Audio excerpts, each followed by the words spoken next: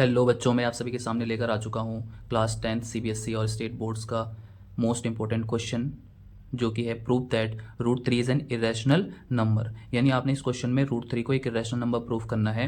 तो इसको irrational prove करने के लिए सबसे पहले हम एज्यूम कर लेंगे कि रूट थ्री एक क्या है, आपका रैशनल नंबर है, और अपनी ही एजम्पशन को बाद में हम गलत प्रूव करेंगे, जिससे कि आपका ये प्रूफ हो जाएगा कि रूट थ्री क्या है, एक इरेशनल नंबर। चलिए स्टेप बाय स्टेप आपको बताऊंगा कि इसको सॉल्व कैसे करना है। तो सबसे पहले मैंने यहाँ पर लिखा है let us assume that root three is a rational number. इसका मतलब क्या है कि मैंने सबसे पहले एज्यूम कर लिया कि रूट थ्री कैसा नंबर है, आपका रैशनल नंबर है। और अगर ये रैशनल नंबर है तो so we can write it in the form of p by Q.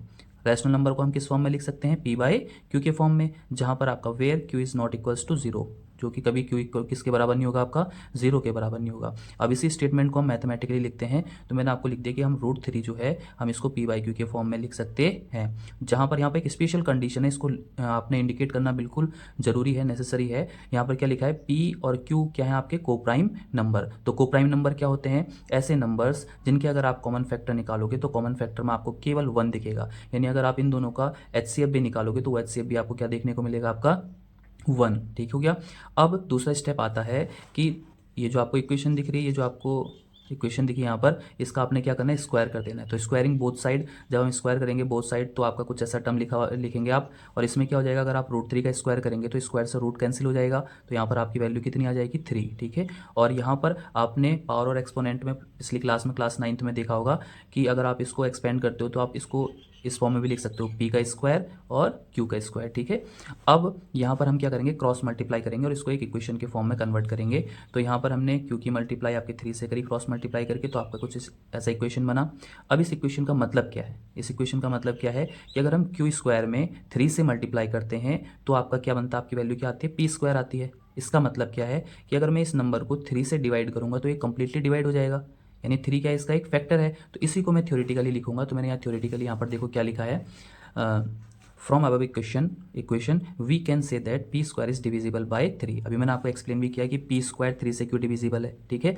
और इसका मतलब क्या होगा कि पी भी किससे डिविजिबल होगा, आपका थ्री से। आप कहोगे ये स्टेटमेंट कैसे लिख दिया, तो आप अगर अपनी बुक को देखोगे तो बुक में आपको थ्योरम 1.2 में देखो, यहाँ पर साफ साफ लिखा हुआ है कि let p be a prime number if p divides a square then p divides a where a is a positive integer। ये आपकी थ्योरम है। ठीक है। और इसी थ्योरम के अकॉर्डिंग हमने भी लिखा है, यहाँ पर p की जगह पे क्या है, थ्री। अगर थ्री जो है एक प्राइम नंबर है, तो अगर थ्री पी स्क्वायर को डिवाइड कर रहा है तो जाहिर सी बात है कि थ्री पी को भी डिवाइड करेगा। ये मैंने अपनी तरफ से स्टेटमेंट नहीं लिखा, आपकी बुक में ये थ्योरम 1.2 आप इसको अच्छे से देख सकते हो। उसके आगे हमारा क्या प्रोसेस रहेगा, स्टेप थ्री इसमें क्या है कि पी स्क्वायर तो हमें पता है, पी स्क्वायर थ्री और क्यू स्क्वायर की मल्टीप्लाई करने पर बन रहा है। ऐसे ही जो पी नंबर है वो भी तो थ्री में कुछ मल्टीप्लाई करके बन रहा होगा। तो मैंने किसी नंबर सी से मल्टीप्लाई करते हो तो तब जाके आपका क्या बन रहा होगा, पी। यहाँ पर मैंने ये लेट किया। अब इस पी की वैल्यू को हम इक्वेशन नंबर वन में पुट करेंगे। अब इक्वेशन नंबर वन में जब हमने पुट करा तो यहाँ पर पी स्क्वायर की जगह क्या आ गया, थ्री सी का स्क्वायर। ठीक है। अब यहाँ पर three q square as it is लिखा हुआ है, और यहाँ पर थ्री का स्क्वायर कितना होता है, नाइन, और सी की power two as it is आ गई। अब यहाँ से हमने क्यू स्क्वायर की वैल्यू निकाल दी, तो यहाँ पर थ्री से अगर आप नाइन को डिवाइड करोगे तो कितना आएगा, आपका थ्री। तो आपकी फाइनल इक्वेशन क्या बनी आपकी, तो आपकी फाइनल इक्वेशन कुछ इस प्रकार बनी है, q square is equals to three c square. अब ये बिल्कुल इक्वेशन नंबर वन की तरह आपका एक इक्वेशन बन चुकी है। अब आप इससे क्या कंक्लूजन निकाल सकते हो, क्या पता चल रहा है आपको इस स्टेटमेंट से कि अगर हम थ्री से इस सी स्क्वायर में मल्टीप्लाई करते हैं तब जाके हमारा क्या बनेगा, आपका क्यू स्क्वायर। इसका मतलब है क्यू स्क्वायर का एक फैक्टर क्या होगा, आपका थ्री।